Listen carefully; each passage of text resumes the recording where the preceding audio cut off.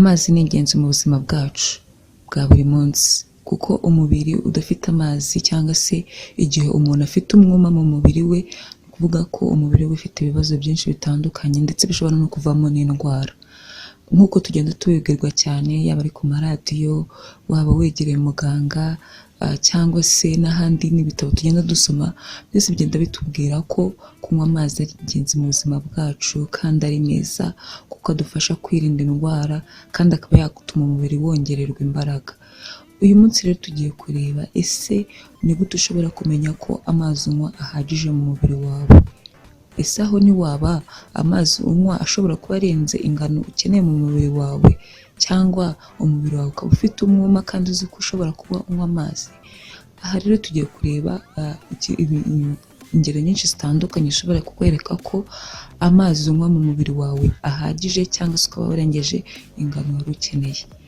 Muri kumwe na Liliane Ibyishaka.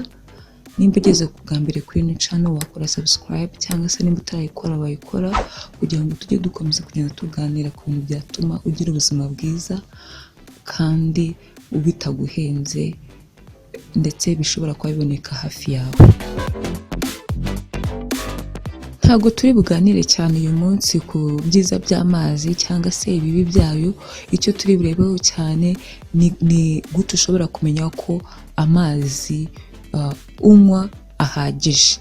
Wakandika muri komenti ni gute wowe ujya umenya ko amazi unywa ahagije. Ese amazi wanyweye, cyangwa ni gute umenya ko umubiri wawe ukeneye amazi?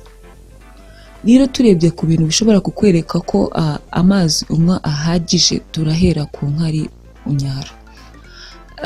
Ibara ry'inkari unyara rishobora kukwereka ko amazi unywa ahagije, cyane cyane nimba ujya kunyara ukabona uri kunyara inkari z'umuhondo werurutse, atari umuhondo cyane, usa nkaho wenda kubaho umweru.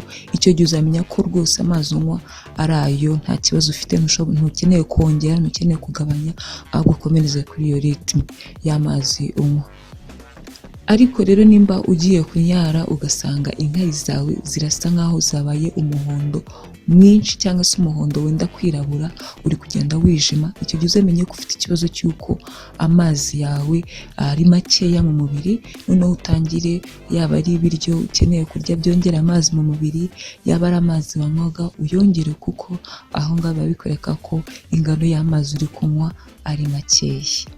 Ubundi kubura amazi mu mubiri cyangwa se kugira umwuma mu mubiri bituma umuntu asaza imburagihe. Rero kugira ngo wirinde kuba wasaza imburagihe, uvuga ngo ukeneye kunywa amazi ahagije, umubiri wawe ukaba uhora ufite amazi, cyangwa se ukarya ibintu bishobora gutuma byongera amazi mu mubiri wawe. Rero iyo umubiri udafite amazi cyangwa se ufite umwuma, bituma umuntu ashobora kugira uruhu rukanyaraye, rukaba rwaheraho ko ruzana iminkanyari, ukaba wasaza imburagihe, ugasanga umuntu afite imyaka itandukanye n'uruhu rwe. Ni byiza ko rero uyitaho amazi, ukagira amazi ahagije mu mubiri wawe, kuko bituma uruhu runasa neza, ukabona ko uruhu rukeye kandi runoroshye. Ndakeka ko nta muntu utifuza kugira uruhu rworoshye, cyane cyane ku gitsina gore. Kugira uruhu rukomeye rwose nabyita ko hari igitutsi, kandi ushobora kubyirinda uyitaho. Ikindi gishobora kukwereka ko amazi uri kunywa ari make, ni ukubera ushobora kumva uhora urwaye umutwe w'igice. Hari abantu barwara imitwe, ugasanga arateka umutwe wo kujisha, umutwe w'ahehe. Icyo gihe ujya umenya ko amazi uri kunywa ari make, kereka nimba wenda hari indi ndwara ushobora kuba warabonye. Ariko nimba ukunda kugira icyo kibazo, ujye ugerageza unywa amazi kandi uzagenda ubona ko bishira. Ikindi ni ukugira kuzungera, ugasanga umuntu arazungera, wariye waruhutse neza ariko ugasanga uri kuzungera. Gerageza unywe amazi, kuko bishobora gushira uramutse unyweye amazi. Nanone ni ukumva uhora unaniwe, ugasanga urananiwe, uraryama neza, nta mirimo wakoze myinshi, ariko ugasanga uri guhondobera. Nanone nywa amazi, birashira. Nanone hari igihe usanga umuntu ari gusonza bidashira, umaze kurya mu kanya ariko ukumva urashonje. Nanone hari igihe usanga ari ikibazo cy'amazi yabuze mu mubiri, ariko ukabyumva ari nk'inzara. Icyo gihe gerageza unywe amazi. Nanone ikindi gisanzwe ni inyota. icyo cyo ni ikintu gisanzwe. Ariko hari abantu usanga agize inyota ariko akavuga ati kugira ngo unywe amazi, akabyirengagiza ntabe yanywa y'amazi kugira ngo amufashe kugira umubiri ushobore gukora neza nta kibazo ufite. Akanyuma rero ni uko amazi iyo yabaye menshi mu mubiri naho ahantu ushobora kubimenya naho biroroshye cyane. Icya mbere ni uko ushobora kubona ko usigaye ujya muri toilette cyane. Nijoro nturyama ngo uryama isaha uba wajya muri toilette. Icyo gihe ugomba kwicara ukagabanya amazi, kuko nimba ujya muri toilette buri saa cyangwa nyuma y'iminota 30 buri mwanya, icyo gihe aba ari ikibazo gikomeye.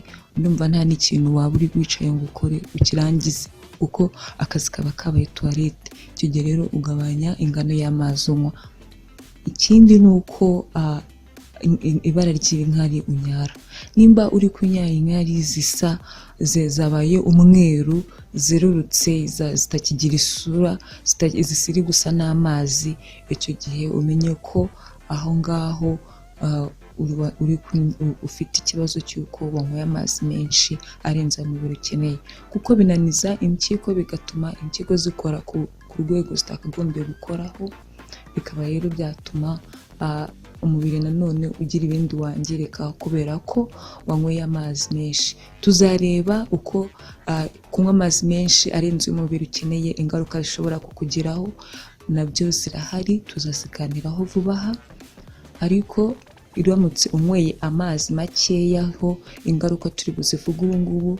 Ingaruka zo kunywa amazi makeya, umubiri ufite amazi makeya harimo nko kurwara diyabete, nanone hakabamo kurwara ama-infection urinaire, kugira ikibazo cy'ama-infection mu gifu, ndetse kugira indwara zijyanye n'amara, nanone kugira indwara zijyanye n'umutima ndetse n'impyiko. Ibyo byose rero ni ibintu biterwa n'uko utanyweye amazi. Urumva rero nimba ufite ikibazo cy'impyiko cyangwa se cya diyabete cyangwa igifu wabitewe no kutanywa amazi, rwose uba wirangayeho, kandi amazi ari mu bintu bishobora kuba byoroshye biboneka hafi yawe kandi ku giciro gikeya. Ukore subscribe. Ikibazo cyangwa icyifuzo nacyo wagishyira muri comment, ndetse nawe watubwira uburyo amazi unywa nimba se kugiraho ingaruka nziza cyangwa kugiraho ingaruka mbi, nabyo wabyandika muri comment, ndetse waduha na like naho utaha.